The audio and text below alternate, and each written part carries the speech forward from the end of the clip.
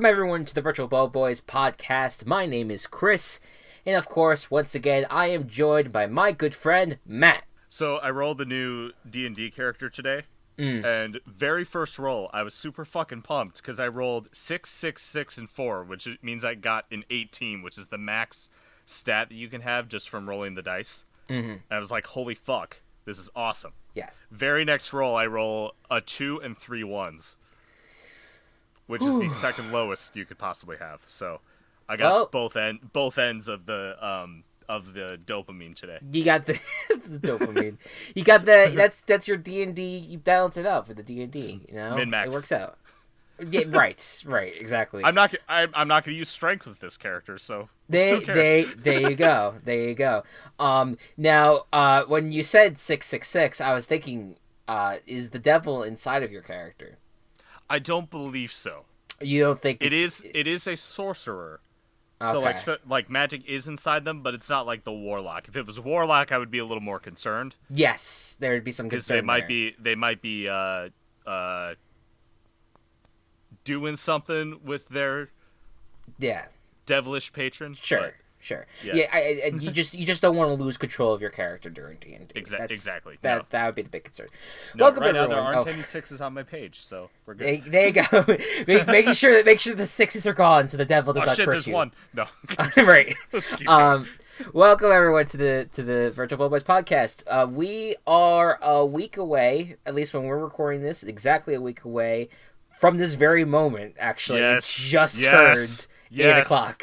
That was very strange. It's a week away from this very moment, from the draft. Quick question for you. This is the first time you're going to watch the first round live in like a few years? Yes, because last year I had a musical.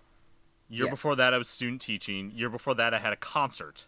So yes, this is the first. You've missed the first three. You've lost the last 3 first rounds essentially. Yep. So you get to watch the first round live this year. That's gonna be cool. Unless something else comes up. You know what? I think I watched the Baker Mayfield year live. Okay. I remember watching that. So maybe it was like you caught the beginning, but maybe like after that something happened, like something like that. Yeah. Okay. Well, it's always fun. The first round is as exciting as it gets because you just don't know, and especially this year with everything just being out of sorts, and it's gonna be just as unpredictable. But probably even more so this year with everything that's happening. So I'm looking forward to it. It's gonna be a lot of fun. Later in this podcast, we're gonna have our resident draft analyst Chet Avery join us. Oh, I'm so excited. Yes, I know. I know that you've been looking forward to interview him. So we'll see what happens. But first things first, we had to get some news out of the way that we've missed since the last time we recorded. So let's get into that with the top story. I would think, since this 2-week period happened, is another Houston Texans trade. This time, it was for Brandon Cooks. Brandon Cooks, basically one of the wide receivers that basically is always traded. They always end up in this situation where this is his fourth team in about 5 years. Yeah, it is very strange. But that is the situation that we're in that they're in right now. That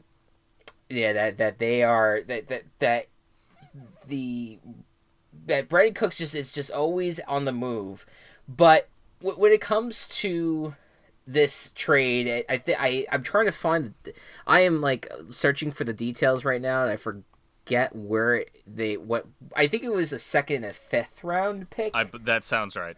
I think that was the 2 picks that the Texans gave up to get Brandon Cooks. So, I mean, we all say that it's not. It's not going to be a replacement for DeAndre Hopkins. No. But in the sense of just filling a wide receiver role, do you think that this was a decent move for the Texans? Using the word decent, yes. Yes. Specifically the word decent, yes. It is a decent trade, decent replacement. I mean, Brandon Cooks has had a bit of concussion history, and that's the only thing that I would be worried about with him. Mm. Last year was a bad year for him and the Rams are no longer were this 3 wide receiver, throw everything all the time, score 50 points in a game team. Sure. Then again, they weren't that at the end of their Super Bowl run year anyway. Definitely. But I definitely think this was the right move for the Rams, and it works out for the Texans. Obviously, yeah. You would rather want to have Hopkins. Sure. If I'm the Texans, but it's not the worst thing that could have happened. I'm more like interested in the Brandon Cooks aspect, just because this is the fourth team he's been on. I think it's something like he's the second most traded player in NFL history, or something like that. I don't know the exact where exactly that he ranks, but I wouldn't be surprised. He's being traded 3 times. And technically, there's someone that actually had like a transaction history listed for Brandon Cooks. Technically speaking, when he was still just represented as a draft pick, when he was not drafted yet, it was just a draft pick. That draft pick was also traded, So that is included in his technically in his transactional history. So he's been traded like 5 times essentially. Wow. Okay. So he's there is a. He's just consistently on the move. I mean, there has never been any rumors of like him being a bad guy or he's a cultural problem. You don't hear anything like that. I legitimately just think that every year that he's been traded, the team has been in a situation to trade. Yeah. And that's it. That's the end of the sentence. Like Saints to the Patriots. Julian Edelman went out, so they needed a number 1, so they traded for Brandon Cooks. Yeah. Actually, I don't know if that trade happened before or after Edelman's injury. It was around that time. It was around that time, around that year that it happened. It was that year. Yeah. But I don't know if the specific timeline for that. Mm-hmm. But then Edelman was better, so you don't really need Cooks, so might as well get a first-round pick out of the Rams. They got Sony Michel out of that pick. So they sent Cooks to the Rams, and he was great on the Rams for a year. Yeah. And then now he's like not working out with the Rams system anymore. So they send him to the Texans, who need a wide receiver, and then it just where Brandon Cooks is just happens to be the situation that works out. Yeah, I think it was not. I think for all around, it's not the worst thing for either team. I mean, I think we can all jump on the Bill O'Brien has been not doing a good job trade, but at least as a GM. But I think that what they're trying to do is not have a clear number 1 wide receiver on their team and just kind of have like, okay, these are your weapons, use whoever, like, and basically like instead of having to rely on having like Hopkins there, who I think you'd want to have rely on there. I don't know, that's just me, but if you're not going to go in that route and you don't want to have a clear number 1, have a bunch of weapons that run routes and confuse defenses to the point that you just don't know where Deshaun Watson's going to throw it to. That might be the strategy that they're thinking of pursuing. With that said, I mean, will it work? We'll have to see. I just don't picture this core being as good. Brandon Cooks, Randall Cobb. Maybe Kenny Stills. He might get cut. And Will Fuller. Will Fuller. I mean, that's not that terrible group, though. No, but and this is just the Will Fuller conundrum. Will Fuller, when he is healthy and plays a full game, he's unstoppable. Sure. But he can't stay healthy. Right, and then you might have those same concerns with Brandon Cook. So it's just it's this. You have just these lingering concerns. You just don't know. But I'm interested to see how it works out for them. And like you said, with the Rams, it's kind of like they made the move that they felt like was right. They probably could build around Jared Goff with other wide receivers potentially from the draft. And it's a deep class. Cooper Kupp and Robert Woods have taken over the number 1 spots anyway. Yeah, A 1A, 1B. that's a deep group anyway for the Rams, so Yeah. it's not the worst thing in the world. They got some draft compensation, and they offloaded a tough contract, Yep. so yeah, it's not the pretty. I think it's decent. It's better for the Rams, I think, but Oh, for sure. Texans, it's not the worst thing in the world either. Next up, Christian McCaffrey got a big time extension. He's been extended Yes. 4 more years.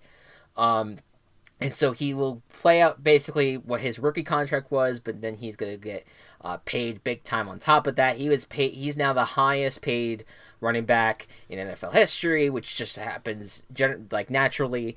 But his situation's a little bit different in comparison to other running backs, because with Christian McCaffrey, he's much more than a running back. And so for you, Matt, what do you think about this move by the Panthers? Do you think it was the right move? Yeah, I think it was a good one. It prevents any holdout talk shenanigans that every running back seems to be fucking doing. Yeah. It locks up, this guy is going to be your offense for this year, and the other pieces are gonna be around McCaffrey, Teddy Bridgewater, DJ Moore, Curtis Samuel, and Robbie Anderson. Like they're big part of the offense, but having McCaffrey now locked up and good for these 4 years, I think will help out the team a lot. Obviously, it's rough to pay a running back so much because you don't know how long they're going to last. Sure. And if Christian McCaffrey is playing as much as he did last year for these 4 years, he's not going to last all 4 years. Yeah. Being on 99% of snaps. So I know they were talking about reducing his snap count, which they definitely need to if they want him to not only last those 4 years, but be a long-term piece in this team. And you know what it is? It's that like the Panthers in their current state, like DJ Moore is getting better. He's doing well, but there's still not a very clear number one wide receiver. The number one wide receiver last year was McCaffrey. Yes. Right, and so you kind of you're paying him both as a running back and a wide receiver because he's just that valuable, and you're right, and you're gonna need to in this draft. You're going to probably need to get a running back, and you're probably gonna have to build in the receiver core too. This is a deep wide receiver class, as we said before, and this they could get someone else, not necessarily again to replace DJ Moore or anything. Like you could see him continue to grow, and definitely he's definitely seemingly gonna take the number one spot right now. But you need to have a clear one for number two. I know that Curtis Samuel has been in the offense, but we've been hearing that he potentially is a trade candidate. For the Panthers, that they might be putting him on the block. So Robbie Anderson right now, I think would be the number two. Oh, that's I you know what, I forgot about Robbie Anderson's existence. So that but that's it. That kind of adds to the wide receiver room, and that helps things. But again, like even Robbie Anderson at times did not have these show out performances that you would expect from a wide receiver 1 or 2. I don't know where they have him on the offense right now, but Matt Rule knows him well, coached him in at Temple, so yes, we'll see. I agree with that. Also, players always get better when they escape Adam Gase. No, you know what? That's a very fair point, and we'll see. I'm sure that we'll see some resurgence there. So that's how you help McCaffrey not become like the guy on the team. There's a reason why not to downplay the fact that he did a lot of great things last year, but he was the only one doing things last year. Exactly, and that you have to, as a team, you have to kind of like. Fine, but... Well, right, but again, I don't mean to like be like DJ Moore is nothing, but like he needs to improve, and a lot of the offense needs to improve. I'm interested to see how Teddy Bridgewater works into the offense, how he's gonna get to Robbie Anderson, because Robbie Anderson's more of like a deep threat wide receiver, and Teddy Bridgewater doesn't really throw deep. So I'm curious as to how all of that's gonna play out. For the Panthers, but managing McCaffrey is going to be one of their big storylines this year, outside of potentially, if they're going to tank for Trevor Lawrence or whatever. Yeah. So let us move on. The next story. So we this was actually something that happened earlier, but like before I think we even recorded the last podcast, but we just didn't get around a chance to talk about it. In a meeting, the Bears general manager had a press conference over the phone with reporters, and he basically announced that with bringing in Nick Foles, this is an open, healthy quarterback competition. Healthy is the word that he used majorly in this conversation, but he's basically saying that Mitchell Trubisky is going to have to earn his quarterback job again while Nick Foles is present. And my oh my, do I need to hear from you on this and how you're currently feeling about the current circumstances with this Bears quarterback situation. I haven't fully had a chance to digest it, I guess, is how I would describe it. Yeah. I don't know. I feel that Nick Foles is going to end up being the quarterback. That's my current feeling. Mm-hmm. But if this like kicks Mitch's ass and gets him into gear, that's a good thing too. Sure. Foles a little bit expensive to just be a guy to kick Mitch's ass, but it's not a bad thing. I like the fact that there's a competition. I'm worried about the uncertainty at the start of the year in terms of start of season, who's going to do what. Yeah. How is are they going to trade every week like Fitzpatrick and Rosen did, or Fitzpatrick and Winston did, or Fitzpatrick and whoever else did? Yeah. On other teams.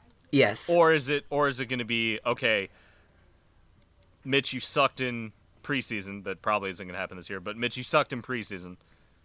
So bye. It's Foles now. Because the last quarterback that Mitch had to compete with was Mike Glennon. And this is definitely an improvement over Mike Glennon. Sure.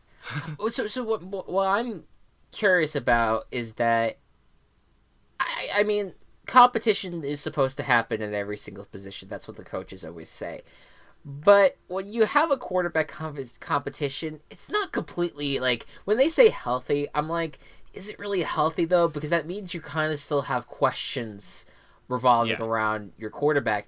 And I think that the idea of having one might hurt Trubisky's confidence a little bit.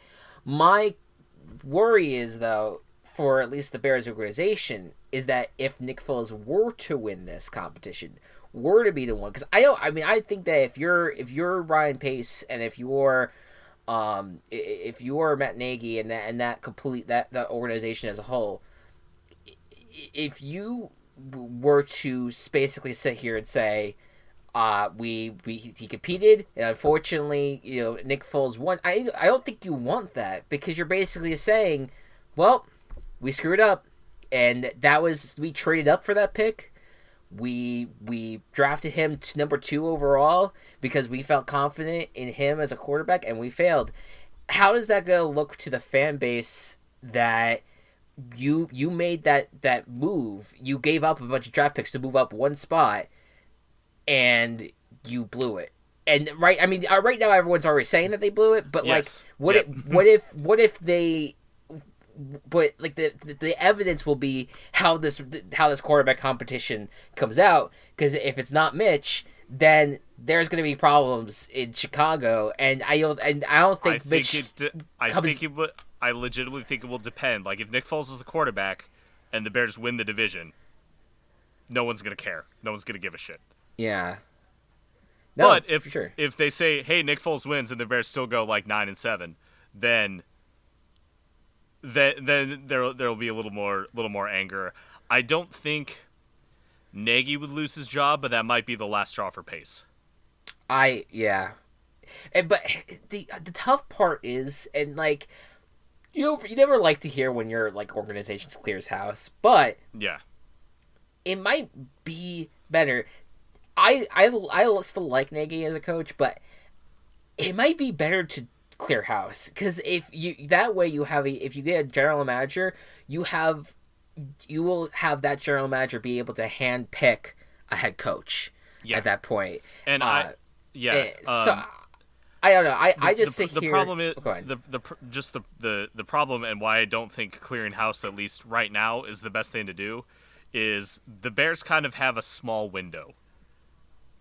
In terms of like we have a lot of picks or a lot of players who are kind of signed through 2022, and a huge overhaul right before the end of this window would just be disastrous, throw everything away that has kind of been built up. Okay, unless like the Bears just absolutely tank this year, then yeah, we need to figure out something else. Well, right, and I mean, and the thing is, what's reassuring is that near the end of last year they were playing a little bit better as a team. The talent was showing there. I'm talking if disaster strikes for this team during this season. If disaster strikes, then that's probably going to happen. Yeah, but I'm fascinated by it, and if I were a Bears fan right now, I'd root for Mitch Trubisky to win this competition, because I think that would say, I think that would show maybe that there's a little bit more confidence in Trubisky, that he was able to beat out someone in what they say is a declared competition, and it might be signs that he has improved. Yeah. And that your number 2 overall pick is truly, hopefully, going to reach that level after all these years. But we'll stay tuned for that. Very interesting times for Chicago. Let's talk about uniforms. Finally, we got some uniform reveals starting last week. In back-to-back days, we got 2 NFC South teams revealing their new uniforms, and just yesterday or earlier this week, we had Cleveland reveal their new uniforms.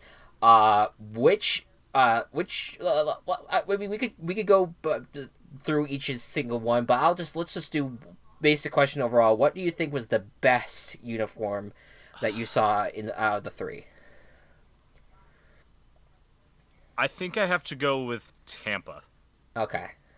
Because I like that they got rid of those clock numbers. And I really like the pewter color. Like that's such a cool color, and especially they're all pewter uniforms. Yeah. It looks really cool, especially with that red. So it was between the Bucks and the Browns for me, but I'm gonna say the Bucks just because I think the colors that they chose to settle on and stick with are really good. Yeah. Tampa and Cleveland both did similar things where they didn't necessarily go forward.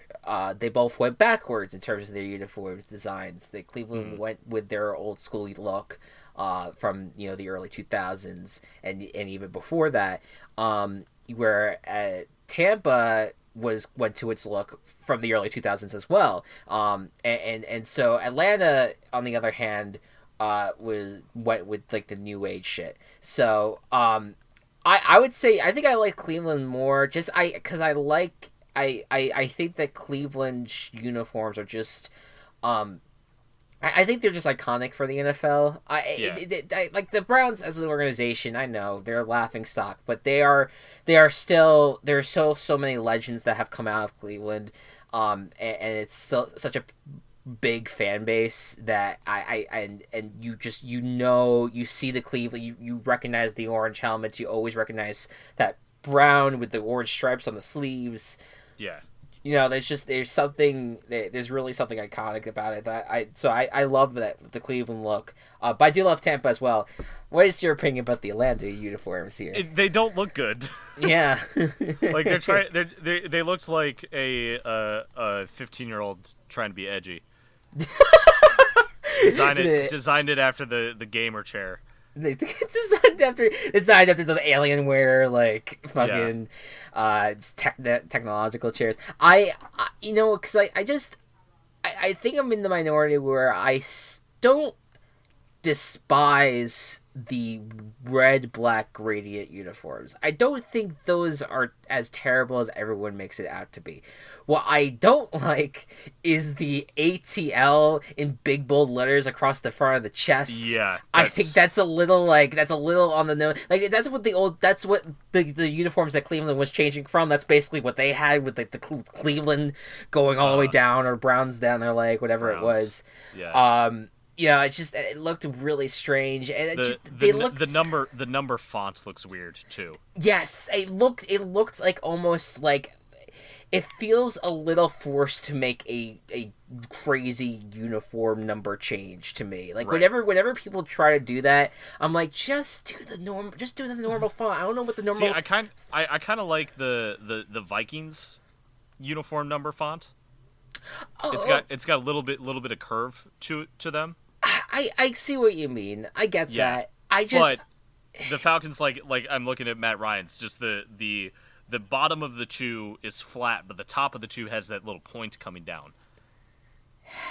Yeah. I don't get what the style is trying to be. Yeah, it's edgy. It's the edgy gamer chair. But what I did like about Atlanta, when I say the gradient, I still don't love the gradient. I still think it's as bad as everyone's making out to be. I do like the fact that they're making black their like primary uniform, though. At least that's what they made it seem like. I don't know if that's different or not, but I like that. That's kind of like something that stands out a little bit. Compared to like I just felt like their red uniforms that they initially had, it was like always kind of like blah, to me. I feel like I'm always a color guy. I love seeing lots of colors on it, but I just felt like with Atlanta embracing the black uniform again kind of just works for that franchise. Totally. For them. So that's at least my opinion on that. Last thing before we get to the mock draft, Dak Prescott and Ezekiel Elliott have been in the news, and not in a positive way. There was a report by TMZ of a party last week that involved that was held at the quarterback's house in Prosper, Texas. That essentially there was more than 10 people at the party. And so it violated guidelines regarding the coronavirus pandemic. And Prescott has since come out and said that the TMZ reports that are saying that there was more than 10 is false, that there wasn't more than 10 people at the party. With that said, I guess my question is generally, why is it necessary to have a party during the coronavirus? Right now, of all times, just fucking chill. Stay the fuck home. Stay away from people. You will be fine without partying. Yeah. To me, like, I look at this situation, the current era that we're in right now, and I just feel so, it's so depressing, at times, to think about the fact that we're all away from our families, and that we are all not only are we away from when I say families, I mean like extended families. Like we don't get to see like our aunts and our uncles, or even if you are older and you are, you're not with your parents, like you're away from your mom and your dad, and you're away from siblings, and you're not able to visit them during this time. We all have to deal with that. We all have to like live away because of these stay at home orders, and you're going out of your way to hold this party. It's just like it's so privileged. It's selfish, and it's like you have like you're acting so privileged. Like, oh, I can ignore it because of who I am or whatever. Like I even if it was not, even if it did not escalate above the more than 10 people thing, at the very least, one person that comes into your house that may have gotten in contact with that disease might have come in and gotten you guys sick. It just takes one person, and you just, it is completely selfish. I retweeted something from Lindsey Jones, who's a athletic writer. Just like it's basically like, she basically said, do you want a football season or not? Why can't you just ignore why can't you just follow the stay-at-home orders for the time being and not risk getting yourself sick or getting other people sick right now by holding these parties? There's no reason for it right now. It's just ridiculous. So with that being said, we're gonna move on now. We got the draft talk to talk about right now. I'm very excited. We got the so essentially we're gonna get him on in a second, our draft analyst. But essentially the NFL draft is just we have Chris. Yes? Chris, I gotta go take care of something. Ooh, and we're in the middle of recording. I know, but so something happened. You can interview Chet. I'll be back later. Oh, okay. Is everything okay? Yeah, everything's fine. I just this needs to happen right now. Okay. Okay. Yeah. I mean, I can interview him. That's fine. All right. Okay. You go do your thing. I'm so sorry. I'll be back. Okay. Sounds good, man. All right. All right. I guess I'm gonna be doing this alone. All right. So with that said, like I was saying, we're gonna go through all 32 picks. And we're gonna talk about what we think is gonna be the decision made in round one. We may do some other draft analyst talk as well, and I think he is on with us right now. Chet Avery in the flesh. Thank you so much for joining us, Chet. Hey, what's going on, Clark?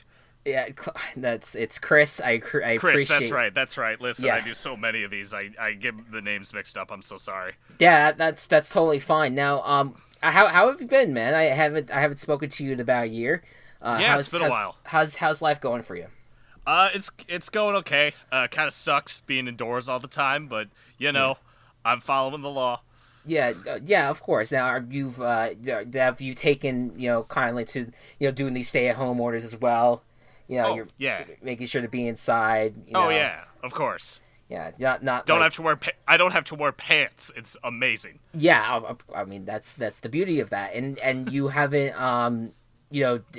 hey, you're not holding any parties like your quarterback and running back did for the Cowboys, right? Shut the fuck up. Okay, well that's fine. So as you may know, Chet, you may or may not know, our friend Chet Avery here is a big Cowboys fan. That's why I want to tease him about that. Yeah. But now we will get to talking about the Cowboys later on in the draft. They are picking number 17. But you are since this is your first appearance on the Virtual Bowl Boys. Talk to us about what your kind of experience has been covering the draft.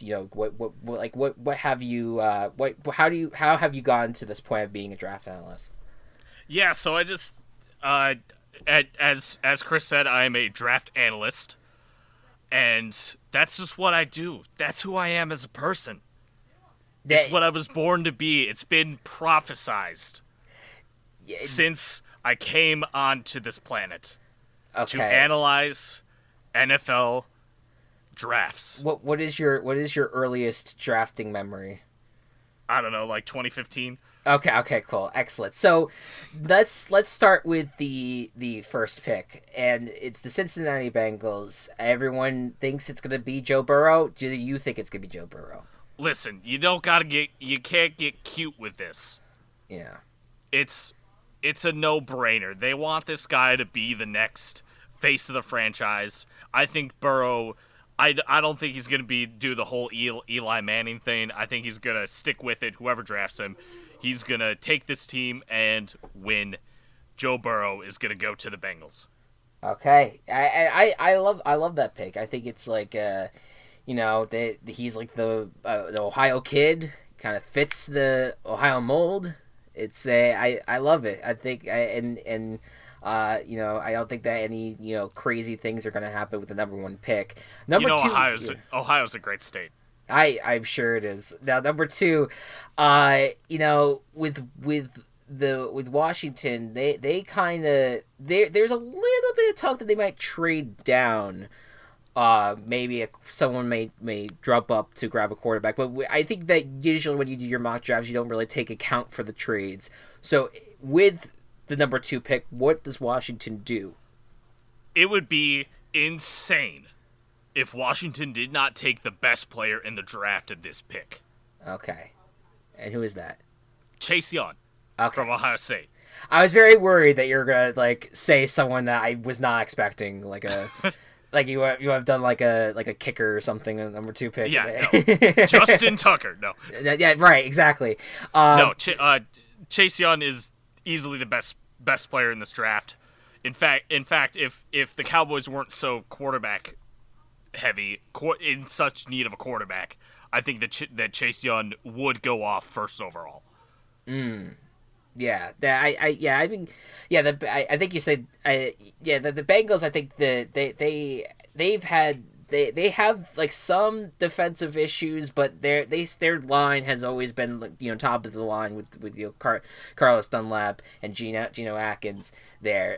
With Washington, that they've been building their defensive line over the years. Like they had Daron Payne as a first round draft pick, Jonathan Allen as a first round draft pick. Like these guys showed up for them at these times, and it's yet another defensive lineman that they're going to draft. But supposedly you can't pass this up. Yeah, it's a generational player. I get it. So all right. So Chase Young goes to Washington. Then probably the most intriguing pick of the draft is the Detroit Lions. More than likely, it seems like the Lions aren't going to pick here. There probably is going to be some sort of trade. Potentially Tua goes here to a Miami or a Los Angeles, whoever may be trading up for him. But if Detroit were to pick number 3 right now, who would they pick? So Detroit needs help in a lot of places. For most other teams, to their benefit, they don't need a quarterback. Matthew Stafford, he's got it. They got him. He's good. Yeah. They don't need fucking Tua when they got Stafford. You guys can y'all swear on this podcast, right? Yes, yeah. We are pretty comfortable with using the F word. That's fine. All right, fucking brilliant. Cool. So, like you said, I think that the Lions are going to trade down for one of these quarterback needy teams that really just wants to get their guy. Mm-hmm. And I think either if they pick at 3rd or if they pick at 5th or 6th, they're going to get Jeff Okuda either way. Okuda. Sorry. Hadouken. Yes. That's the pick I've seen very consistently across a lot of mock drafts, that Jeff Okuda might go there.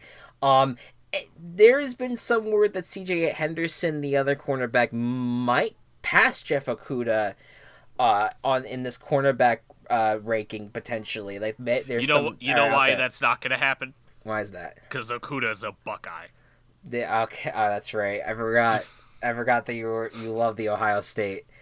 What's your favorite baseball team, by the way? I don't remember. Was it the Yankees? Yeah, the Yankees. Yeah, well, that's why I asked, because I'm pretty sure that's the case with you. So love them Yankees. Yeah, so Jeff Okuda. Yeah, I think this is a great pick. They have to replace Darius Slay. I've said this on the podcast before. I could see where some Lions fans might be annoyed by the fact that they got rid of Slay in order to bring in another cornerback, but I think that they clearly now have a hole on their secondary, and this is just a good pick to fill that hole. Yeah. On that front.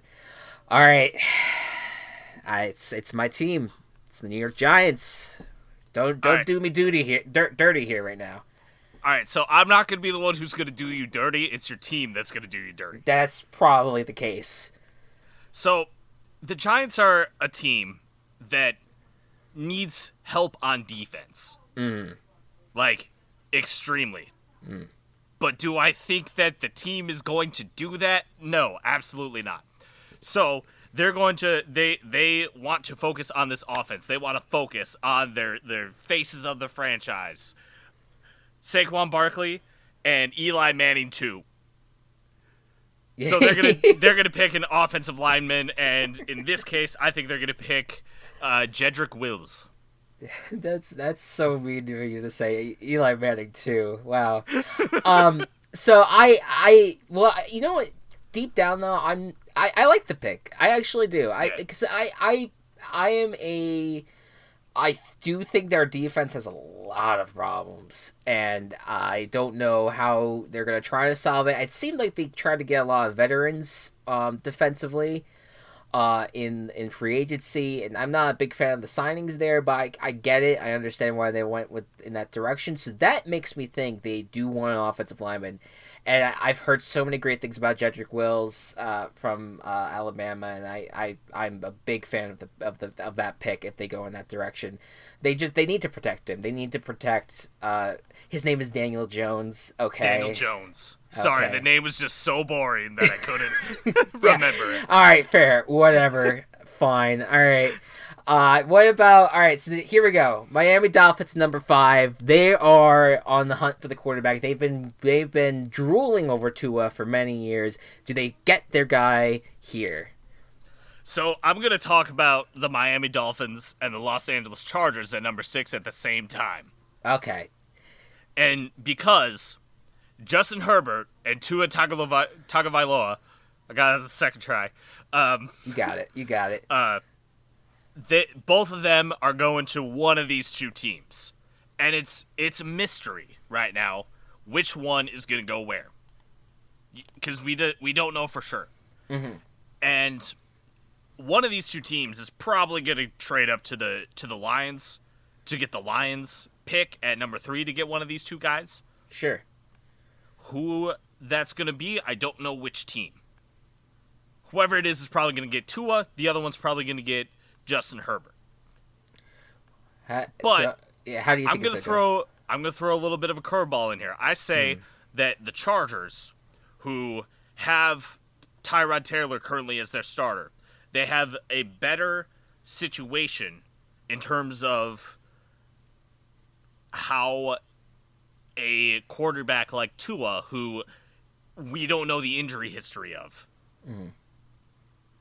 might be a better fit for Tua to play behind Tyrod before getting the chance to get in, versus Justin Herbert, who I think might be more easily available for the Dolphins to plug in and play immediately. So you think that... So Justin Herbert is going to be drafted by the Dolphins, Tua by the Chargers. Okay. Not necessarily it could be that the Chargers jump in front of the Dolphins in order to get Tua. Yes, that could happen. Like Chargers trade up to the Lions, get that pick. But do you think though that if the Dolphins had the pick, Chargers did not get ahead of them, that they would go with Justin Herbert anyway? See, that I'm not sure about. Okay. But I think that personally, Tua is would fit better at the Chargers right now versus the Dolphins. So that's why I had this set up like this. Okay, I see. All right, yeah, I think that's what you're gonna get. I think number 5 and number 6. If there's no major trades, I think that the number 5, number 6 is probably gonna be a quarterback both times. Yes. And I could definitely see where it's those two. And I mean. Now the intrigue to me would turn to Jordan Love, and that brings me to number 7 pick in Carolina Panthers. Do you think that they would try to go for quarterback here, or do you think that they want to look at somewhere else to build their roster? I would say look somewhere else. You got your quarterback for this year, and I think that in Carolina, Teddy deserves a shot at the starter for this year. Next year, if you want to look into it, go for it. Tank for Trevor. Whatever you want to do. But there are other places in Carolina, and there's a huge hole in Carolina right now that they need to fill. And I'm gonna say they stay in state with college, and they're gonna pick up Isaiah Simmons at linebacker from Clemson and fill that Luke Kuechly hole. Okay. Now, technically speaking, Chet, the Carolina Panthers are in North Carolina and Clemson's in South Carolina. So You're going to tell me that the Carolinas are two separate states? That's exactly what I'm going to tell you. You know? You're going to tell me that anyone from there cares? That actually, I think they definitely care. They absolutely do care. They definitely care. Yeah. And by the way, Chet, there's 2 Dakotas. You fucking tell them what? Yeah, there's 2 Dakotas. Look at I don't go to those parts of the country. Okay, yeah. How many states are there in the United States? 50. Oh, okay. I was expecting you to potentially. I'm glad that you know that though. So that way. Yeah. Wait a second. Hold on. We have to break this down. If you didn't know for sure if Dakota was 2 separate states, what was the 50th state? East Wyoming. Wonderful. Okay, so I love this pick for the Carolina Panthers. Isaiah Simmons, he actually had, to me, one of the more fun playoff runs. Oh, absolutely. When he really showed out, down the stretch for Clemson in the regular season, but especially during the playoffs, he was a lot of fun to watch. And so I think this is a fun pick for them. He can bring, that kind of fun level of play that many Panthers fans are going to miss now with Luke Kuechly gone. He could maybe fill that void a little bit. And I like that pick a lot for the Carolina Panthers there. Now number 8, Arizona Cardinals. Remember this time last year, we were all like losing our mind that the Cardinals were going to take Kyler Murray. They ended up doing so, and it worked out. It worked out for them. It's great. Now they're looking to build around Kyler Murray a little bit more. Either give him, give him weapons, give him an offensive line, and provide him with a defense that could do well for him to keep him, keep the Kyler Murray basically not having to come off the field as often. Essentially, what do you think? What do you think is going to happen? With the Arizona Cardinals here? If the Texans were a good team, this would be their pick right now. Because Arizona fleeced them out of out of Hopkins. Yeah. The inferior Texas team. Right, that's true. You know what? Is it nice knowing that you don't have to necessarily compete? With the Houston essentially for popularity. They're done. Who cares? Yeah. So you got that trade, and everyone's probably thinking, oh, they're gonna totally go O-line in this draft. Like that's what's gonna happen, right? Wrong. Okay. You saw what the Cardinals did in the draft last year, right? It was all about the wide receivers, wideouts for Kyler, right? Why not pair Kyler with someone he is super comfortable with and get him CeeDee Lamb from his old college? Wow. I'm surprised by that. I mean, it's a good fit. I think that I figured with DeAndre Hopkins on the roster that he wouldn't necessarily go wide receiver again. But why do you think that they would make that decision? Instead of going for more depth at an offensive line or potentially defensive player. It seems to be the Cliff Kingsbury style. The more wide receivers you have on the roster, the better a team you are. If Arizona was basically 40 wide receivers and then Kyler and Kenyon Drake, they would do fine. They would be great. Everything would be great. All right, well, you know what? Yeah. We'll see how it works out for them on that front.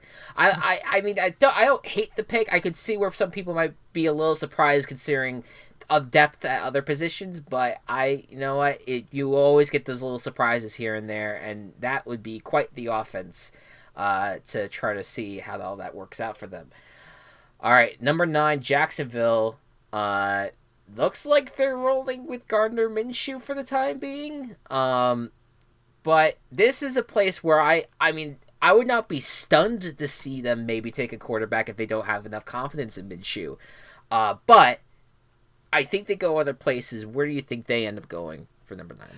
Yeah, I think they need to try to rebuild their defense that has lost so many pieces to it over the past year.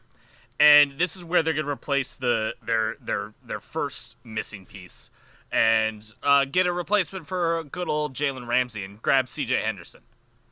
Ah, there you go. So Another one, and this one does stay in state. He went to Florida, which is near Jacksonville. yes, it is. I definitely love it because I love the fact that that the rumors of C.J. Henderson potentially moving up draft boards. Now it's very evident in this with that pick that he's a top 10 pick. And they desperately need secondary help, and that's a big addition for them. I like it a lot. It works out for them. Now,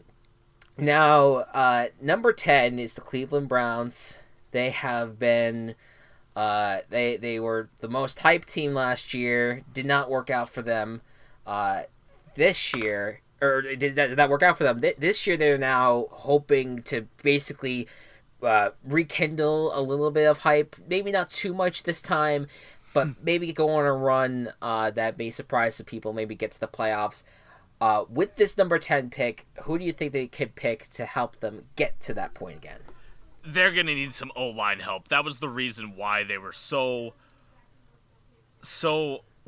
awful at O-line, and why they couldn't do nothing on offense. So they're going to pick up a little Tristan Wirfs action out of Iowa to help bolster that O-line. Yeah, Tristan Wirfs. I mean that a lot of these guys have their own special skill sets. I think Wirf was one of the guys that benched press 400 pounds or something, a ridiculous amount. Jesus. Yeah, a ridiculous amount of weight during the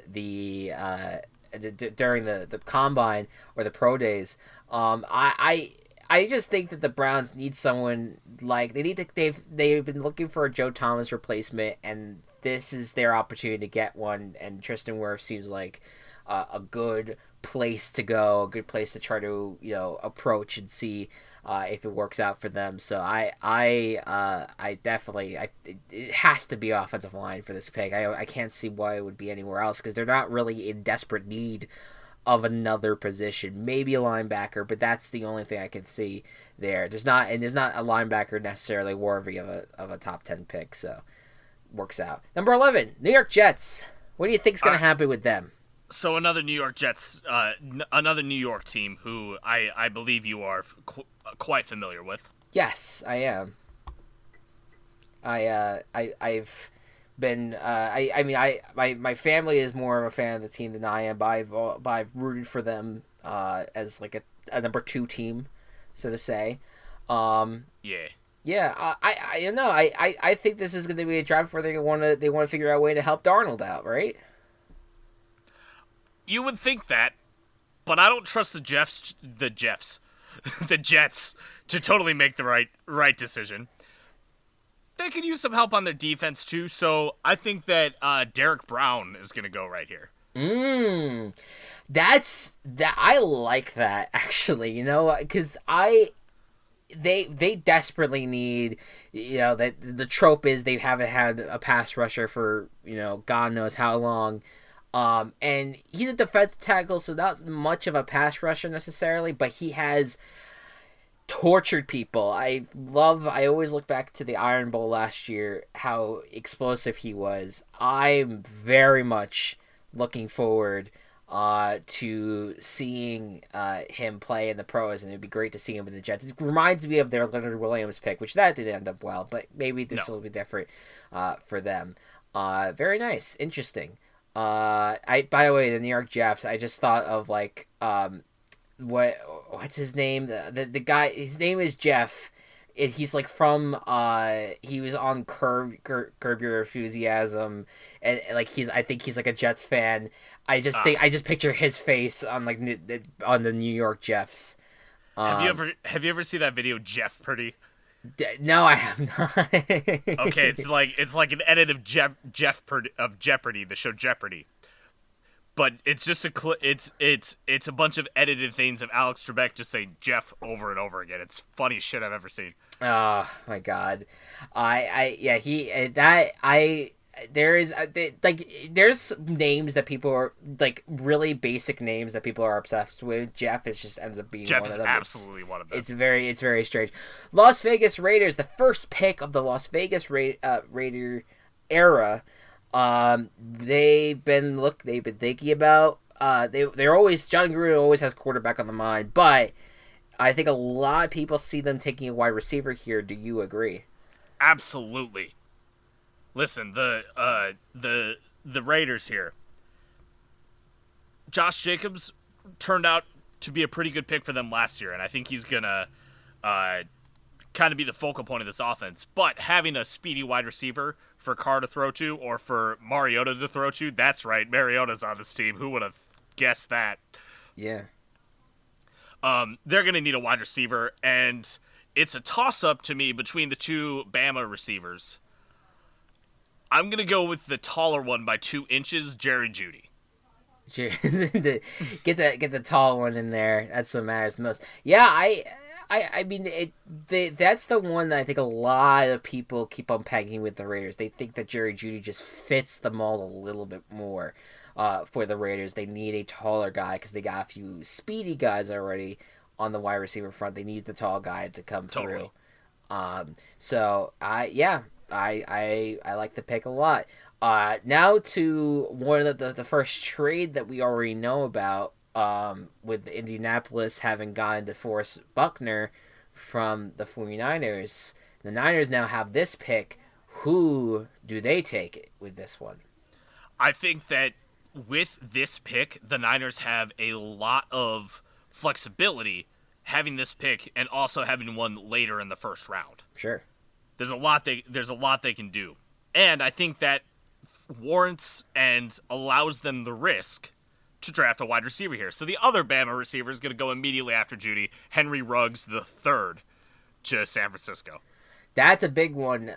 They need that replacement for Emmanuel Sanders, and absolutely, we know how Debo was great. He's not going to carry you. No, but I mean, but Debo Samuel, to be fair, has been kind of like the mold that a lot of people are looking at in terms of like the late round, the later round picks, wide receiver picks. Everyone's looking for their Debo Samuel, the guy that basically is a mix between fast speed and can play a great supporting role to keep the offense going. With that said, though, I mean it would be great to pair him up with a guy like Henry Ruggs, who is a really speedy guy. We saw how fast he ran at the combine. So it's a very it's gonna be interesting, and you're right. I think that with the flexibility of things, that kind of allows them to maybe go offense here, and if they wanted to do something on the defensive front later in the draft, they can do that. So very nice. Number 14, the Tampa Bay Buccaneers. The Tom Brady era will begin with what draft pick here? All right, so this is gonna take a lot of explanation, so you gotta bear with me a bit, okay? Okay, I'll hunker down, my friend. All right, so who is the king of football right now? Tom Brady, right? I mean, I would make the argument Patrick Mahomes, but yes, sure. Okay, we'll go with this. Okay, relatively recent history. Sure. Brady's the king of football. Yeah. There's a movie that has the word king in it, and that's The Lion King. Yes. Okay, bear with me. Oh man, that's I'm getting somewhere. That's Matt's favorite movie. I hate that he's not here. Yeah. I never met the guy. Yeah. Wow. Yeah. So, what else do the Buccaneers need to do? Fix their running back situation. And what's a show from the 90s, from around the same time as Lion King, that involves fixing? That's right, Home Improvement. there's an actor who is in both of those movies Okay. named Jonathan Taylor. Both of those things named Jonathan Taylor Thomas. So with that connection, Jonathan Taylor is going to get drafted by the Buccaneers with this pick. Wow. Okay. Well, first of all, love the connections there. That was a fun game of of 90s nostalgia there. I Jonathan Taylor, that's a surprising pick to me because I think a lot of people have guys like DeAndre Swift and you have J.K. Dobbins up high up on their boards. But Jonathan Taylor had quite the record-breaking years It in was Wisconsin. amazing.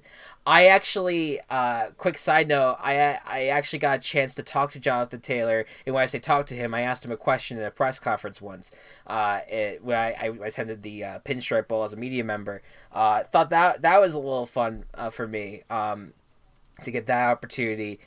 Seems like a nice guy, and I'm sure that he would be a great fit for the Buccaneers. And to have him paired up with Brady and wide receivers all around, I could see the Bucs going maybe leaning more towards secondary a little bit, but that would just blow that offense up big time, and it would be great for Bruce Arians to use that.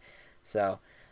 I really do like the jumping through hoops there to try to explain that a lot. Denver Broncos, number 15. This team, just hasn't really been. I mean, literally has not been the same team since the Super Bowl, and has not been back to the playoffs since the Super Bowl. So they're just kind of lingering in kind of purgatory right now. They're rolling with Drew Lock at quarterback right now. And their offense seems like it's getting there. They have quite a few guys, both running backs, Melvin Gordon and Philip Lindsay. They got some wide receivers there as well. But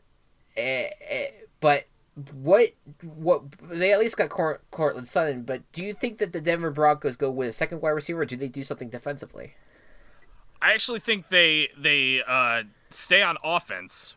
Okay. But they address something different and help bolster that line a little bit so that they can do what they need to do to make that line a little bit better. Help out this offense. Help out this relatively young Sutton, Drew Lock, Philip Lindsay, and older Melvin Gordon. And they're gonna pick up part of the pronunciation, Mekhi Becton. Mekhi Becton, yes. Mekhi Becton, yes. Yes. I that's great. And now, go ahead. Especially because I think Becton could potentially go higher. So having a pick fall this low, I think would be a no-brainer for the Broncos to pick up. Do you think that this means the end of the Garrett Bowles whatever, their left tackle that has been who has had a lot of holding issues? Do you think that they would give up on him at this point, or do you think maybe they'll just move him to another part of the line, maybe to keep him around? You could. I mean, the holding calls are kind of like it like, damn, a Broncos game without offensive holding calls. What a world to live in. Yeah, but. Right. Yeah, well, that's what I might lead to. I mean, we'll see if they use Garrett Bowles on like another side. I just keep on saying Balls. I don't care. You put him, maybe if you put him on the other side, maybe put Mekhi Becton where Balls currently is. That kind of, maybe that could really do a little bit of reorganization. Maybe that works out great for them on that front. I think it's an interesting pick. What about number 16 with the Atlanta Falcons? Their first round roster, essentially. Especially their first round offense, at least. Yeah. So they got their first round offense. Now let's get their first round defense going. It's almost like so Dan Quinn, right? He is supposedly a defensive minded coach. Sure. Right? But he hasn't his team, especially in recent years, has been very offensive focused. So it's almost like he's like kind of dealing with the other side. Like if defense is married to the offense, he's dealing with like almost like it's in-laws. Like related to him, but not super his thing right now. So to help that and help him get back to his defensive roots, he's gonna draft someone with the last name Kinlaw. Javon Kinlaw on defensive line. I like it. And Javon Kinlaw, basically gets to keep, he gets to keep like the red and black color scheme from his time in South Carolina. Works perfectly. They have to get something going on the defensive line. The front seven, secondary kind of has been falling off for the Falcons, but the front seven has been the big concern as of late, and that is a huge get. If you could stuff the run with someone like Kinlaw, that just would be an excellent addition for them. So I like it a lot. All right, without no more vamping, let's get to the Cowboys here. The most important team in this draft. Yes. What do you think your boys do? Where do you think they need to address what's their biggest issue in your opinion right now? So our offense right now is perfect. Okay. We don't need to do anything with the offense. We got Dak, we got Zeke. It's perfect. Yes. Cooper, we're good. Don't have to worry about it. Our defense, on the other hand, needs a little bit of help. And I think the secondary in particular is where we're going to look for this. Cowboys this year are going to draft Xavier McKinney as a safety. Okay, interesting. Now, I agree with this because you lost Byron Jones, but do you think that there might be any consideration for an interior lineman on this one, considering the fact that Travis Frederick has now retired from the league, one of your keystone, offensive linemen? Oh, for sure. But the offense can still get things done without the best O-line in the league. If we have the 8th best O-line, we'll be fine. Yeah. We'll be fine. Help the defense, get the offense back out on the field more. Yeah. That's the way to go. Yeah, that's the way to go. So let's move on now to the second Miami Dolphins pick. This was what they got in exchange for Minka Fitzpatrick rather. And the Pittsburgh Steelers are they're going to be out of the round for right now. I think they still have a few other picks that they should be fine. But with the Dolphins at this point, I mean they now have a quarterback. They have Justin Herbert according to your mock draft. Yep. What else do you think there's more that needs to be done to the offense, or do you think that they now move on to the defense? So they still have a third pick in this. So whatever they address here, they're going to address the other one later on. Okay. And that's what I have now. I think that Joshua Jones would be a great fit for an offensive line to help out Herbert and help out the rest of the offense to have some success that the Dolphins aren't known for having. Yeah. I think that works out perfectly. They plug them in there, and you have to protect them, and I think that works out perfectly on that front. And then we got the Las Vegas Raiders again, because this is the Khalil Mack trade. Chicago would have picked here, but they do not have a first round pick. What do you think the Raiders do with their second pick after drafting a wide receiver early on? I think with this pick, the Raiders are now going to focus on defense. And the player they're going to take here is Kenneth Murray. Okay. And a linebacker from Oklahoma. Yes. Okay. All right. So then, and that's they got to keep on improving that defense. Consistently has been among the worst in the John Gruden era. So that makes a lot of sense. Then you got the Jacksonville Jaguars. Oh, go ahead if you want to finish your thought on it. No, that was it. I was going to move on to the Jaguars. Yeah, the Jaguars. Second pick for the Jaguars. LA Rams would have picked here, but they, of course, got this pick for the Jalen Ramsey trade. What do you think is going to happen here? Well, they figured out their Jalen Ramsey replacement already, so they don't have to do that anymore. Sure. But they still need some help on this on defense, I think. Okay. Especially after losing Calais Campbell, and this isn't the exact position that Calais Campbell played. However, I think right here the Jaguars are going to pick Clavon Chaisson Okay. for linebacker out of LSU. Yeah. LSU seems to be a common college for the Jaguars, although the Fournette may just be in my mind for that. They've had I think they've had a few picks from there, but I think LSU is just a very common team that gets drafted from a lot. Oh yeah, it's a very draft prospect heavy school. But yeah, this makes sense. They gotta get someone to still pair up with guys like Miles Jack. That's on the defensive line, of course, that's on linebacker, and then you have the defensive line with Josh Allen still. Who had a great year. Who did not get as much recognition just because of how great Nick Bosa was. So works out perfectly for them. Philadelphia Eagles at number 21. They need a wide receiver. They're desperate for a wide receiver, but they also could go in the secondary because that was a bad position for them as well. What do you think? Which way do they go in the air game? You can't have an offense like the Eagles want without a competent wide receiver. However, and in recent memory, the Eagles haven't been the one to go for wide receivers. They've just kept the ones that they've had, or they've gotten some old talent. Sure. So I'm going to do a little bit of a mix. I'm going to say they're going to get a new wide receiver. But I'm going to respect their wishes in terms of having wide receivers with the last name beginning with J, since they had Alshon Jeffrey and they had Deshaun Jackson. They're going to draft Justin Jefferson out of LSU. Okay.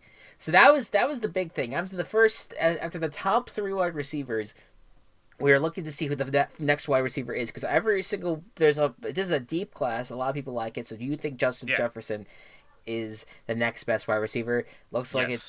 that makes a lot of sense there. We'll see if it works out for them. Let's go to the Minnesota Vikings. This is going to be their first of 2 first-round draft picks, because this pick was for Stephon Diggs, who is now a Buffalo Bill. At 22, what did the Vikings do? Can you imagine how fucking savage it would be if they picked Stephon Diggs' brother with this pick? Oh my, that's true. That's what's going to happen. Oh, that's what you're picking. That's what I'm picking. Trevon Diggs is going to get picked by the Vikings here. Yeah, I initially had him in the other pick, but then I realized that this is the one they got for Stephon Diggs, so I had to change it. You've always been a storyline guy. Oh yeah, I get that. And in future years, if things work out for both Diggs in both teams, they're going to be facing each other before long. Wide receiver, yeah. They're going to be facing each other, cornerback versus wide receiver, in a Buffalo game. They definitely need secondary help, the Vikings, and they are going to. This is their path. Like both of 2 of their cornerbacks went to Cincinnati, so they're kind of desperate right now to get someone else, and also of course Xavier Rhodes went to Indianapolis. So you had like 3 quarterbacks basically leave and go to other parts of the Midwest, essentially. So this is a big important pick for them. Number 23, the New England Patriots. Now it's the start of the Tom Brady era in Tampa. It is now the end of the Tom Brady era, and it's no longer there. It's over. It's over. It's done. And the New England Patriots now at 23, do they take a quarterback? I say no, and here's why. They got so much success out of their last quarterback, who was a fucking 6th-round pick. Or whatever. I don't even know what round he was picked. It was 6. It was 6. 6. Yes. Okay, cool. So I don't think they would necessarily invest in one of these top talents when they could potentially build someone from the ground up again. And and remember what I said earlier? Who the king of football was right now? That was Tom Brady. That was Tom Brady. So he was the king. They got to replace it with some sort of royalty. So Patrick Queen, they're going to bolster up this defense and make this a defensive team. Really just lean into that. They have to lean hard into it because otherwise, what is the strength of this team? They gotta basically they have to make a dominant defense in order to have Brian Hoyer be the get him to be the president of the New England area, as our good buddy Matt would have probably said. Now we move on to New Orleans Saints. They potentially have Taysom Hill in the background. I'm just obsessed with quarterbacks, and I think that at some point I feel like a quarterback is going to be taken with who's left. I mean I don't see maybe someone I don't see another place where Jordan Love could get taken. This is the only other potentially logical spot. However, I could also see where this team goes defense. What do you think is going to happen? Lucky for you, this is where Jordan Love is going. Okay, so what do you think Jordan Love goes here, even though they have Taysom Hill in the background? Because Taysom Hill is a lot older than people think he is. How old is he? Do you know? I think let me check. Because I think I know that he's been in the league for a little while. Taysom Hill is 29. Damn! Wow, I actually was not expecting that. I thought I was gonna say it's 27, 28. Dude, almost 30 years old. Wow. Right. So it's not like he's gonna be the next Drew Brees. He's not taking over for this team in the way that a lot of people might think or want him to. And I think this is a good spot for Jordan Love to get in there, take over, figure out what he needs to do, and now become the future of the New Orleans Saints.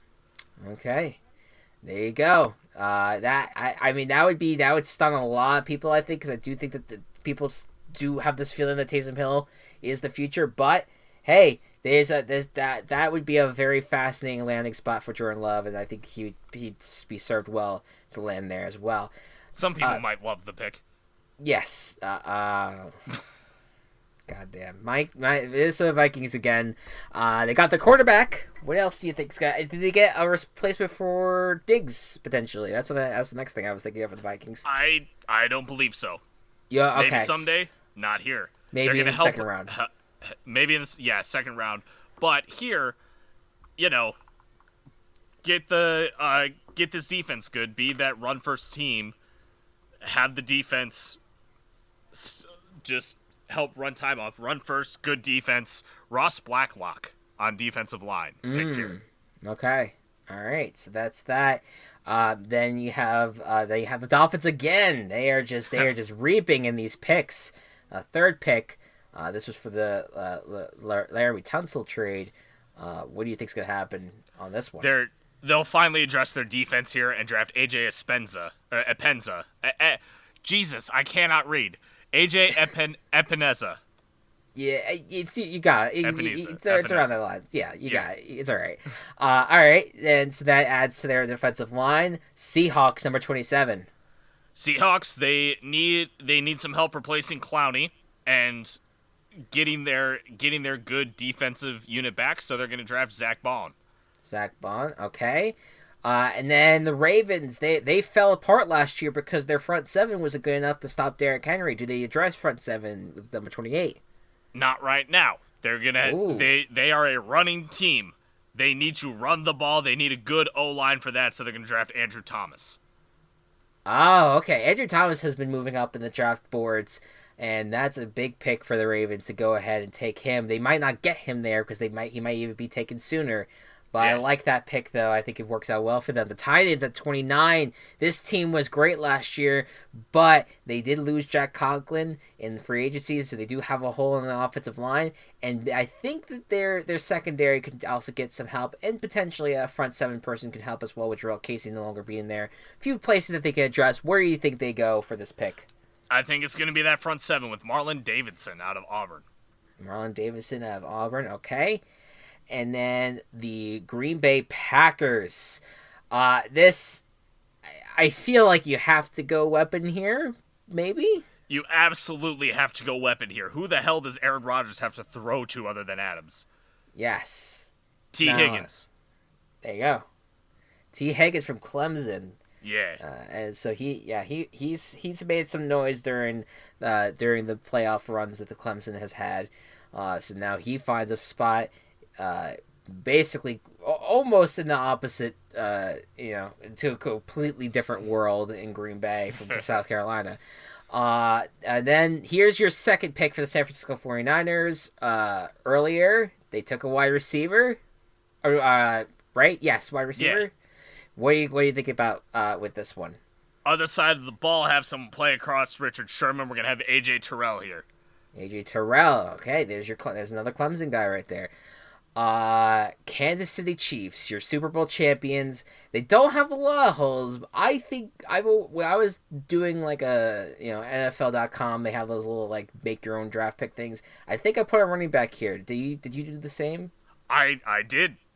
Who did you pick? DeAndre Swift from Georgia. I think this is a great pick. Go. Georgia always produces great running backs, and the idea of a Georgia running back in Andy Reid's system is like mouth-watering. Yes. I'm salivating at this thought. Okay, and that's the imagery that you're going to leave us on, Chet. Thank you. Absolutely. Thank you so much for doing this. I feel bad that my co-host could not be here for this, but I appreciate very much you taking the time out to do this. Any final thoughts about the draft or about anything else? I'll give you your platform. If there's anything else that you feel like is worth noting. Yeah, how does Zoom work? Zoom, I actually, to be honest, I haven't used it either. So you're asking the wrong person. I use a thing. I use Discord. Discord's is for those gamers out there, man. The gamers. Yeah. Do you play video games? I mean, because this is a video game themed podcast now too. So I mean, I figured maybe do you have a video game that you play, Chet? Madden, of course. That's true. And Tony Hawk's Pro Skater 2. Gotta love the classics. Yeah. Yes, Tony Hawk, of course. How could I forget? It reminds me of my favorite poem. Roses are red, violets are blue. Tony Hawk's Pro Skater 2. Yeah. I hope one day that Tony Hawk will be back in your life and he'll come out with more games. Because we know how much of a good game developer Tony Hawk is. So, absolutely. I again, thank you so much for your time, Chat. I'll let you get going. I know you have a very important interview with CBS Sports, so I want to keep you waiting on that front. All right. Yeah. Take care. Yeah, absolutely. And we, I guess now. Hey, I'm back. Whoa! Oh, hey, how you doing? Good. I had to open and close the fridge door like a few hundred times. Wait, hold on. Okay, why exactly? What is the purpose of this? Because there was something weird going on with the light. Like the light that comes on when you open the fridge. There was something weird going on with it, so I just had to make sure it worked. Okay. We had a problem once where when it closed, the light wouldn't like shut off. Right. So the light was on and kept like was on in the fridge while it was closed, and it kept burning our cheese. Oh wow! I just had to make sure it was working. You didn't want the cheese to be burnt in the refrigerator, right. And so that's what you had to make sure. You know what? Refrigerator maintenance is important. I get that. It's important. My refrigerator was running. Yeah, yeah. That's the most important thing. So you caught it though, right? You caught. Oh yeah, it's good. Okay, it's good. Cool. Light works. So it's great though. You came back just in time. You did miss Chet Avery, unfortunately. Damn it. You kind of knew that if you left. I mean, yeah. I know you wanted to talk to him, but probably next year we'll get your chance. But we just reached the end of the program, which means we will turn our attention to the Virtual Football League, Virtual Bowl Boys Football League. And so it is time to look at what town we're going to add next. Now, we'll get some towns listed here, and we'll see if anything pops out that could be used. Let's start. So just to recap. Can I go over the ones we already have? Sure, absolutely, go for it. Okay, so we have the Brainerd Paladins from Minnesota. Colors are blue and green. We have the Escondido Artisans from California. Colors red and purple. The East Chicago, Indiana Blacksmiths. Colors gray and red. And the Weatherford Sheriffs from Texas, whose colors are orange and pink. Okay. And now we are looking. I've said this before. I want an East Coast team. I want something. We do not have one of those yet. We need to get something on the East Coast. How about Mansfield, Connecticut? For you, it is a population of 24,000. over 24,000. Is that does that meet the threshold? Yes, because I believe it was 10,000. 10,000. Okay, so Yep. 24,000 is a town in Connecticut. That was the top of the randomizer just now. So let's look at Mansfield right now. It's very, first of all, very gendered. It seems. Very what? Very gendered. Mansfield. Very Mansfield. Yes, very very gendered. Let's see here. So was incorporated in October 1702 from the town of Woodham in Hartford County. So it's nearby Hartford. The community was named after Major Moses Mansfield, a part owner of the town's site. When Wyndham County was formed on May 12, 1726, Mansfield then became part of the county. A century later, at a town meeting on April 3rd, 1826, select men voted to ask the General Assembly to annex Mansfield to Tolland County, and that occurred the following year. So now they're in Tolland County. This is riveting. Yes. The town of Mansfield contains the community of Stores, which is the home to the main campus of the University of Connecticut. Excellent. Okay. So actually, that is maybe very important to indicate, because with that said, that's might be where our football stadium is. Yeah. Because most certainly.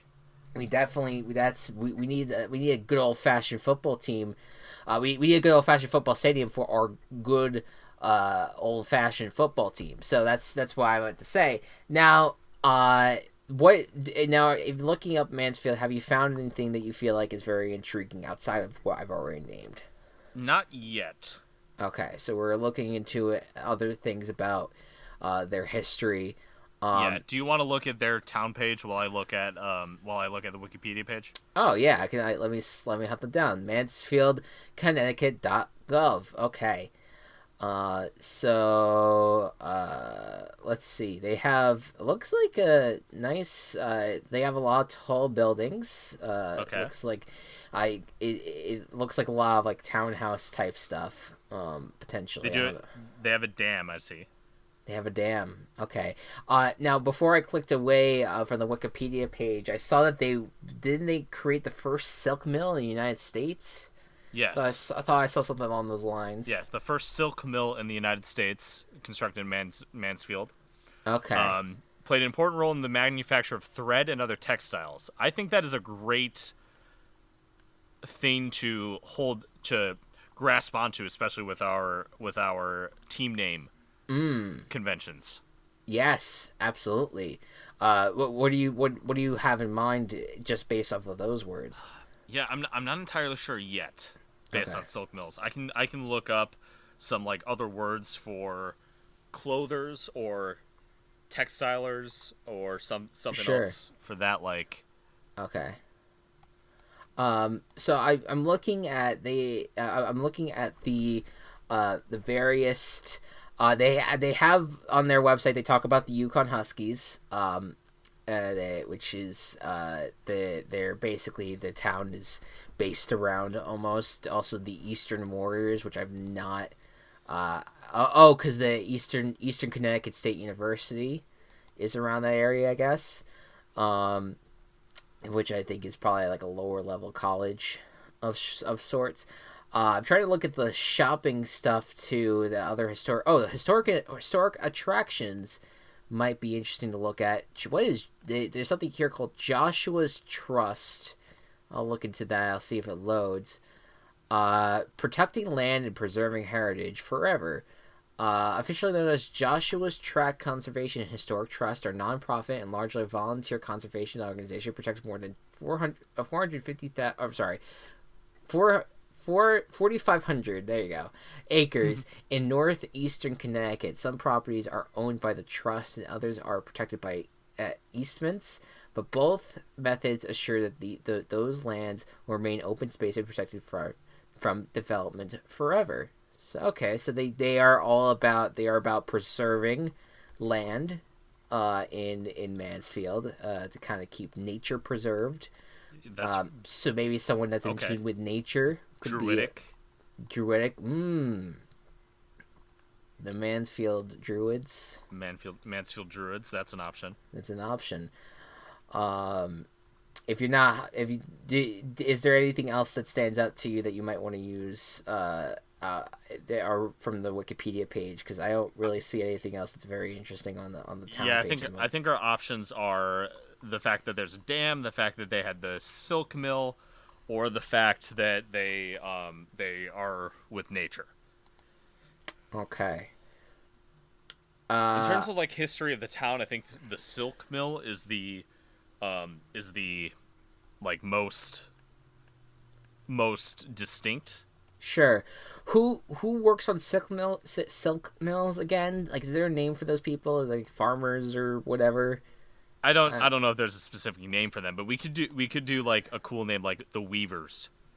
The Mansfield Weavers. Mansfield Weavers. I feel like that flows off the tongue a lot better than Mansfield Druids. Yeah.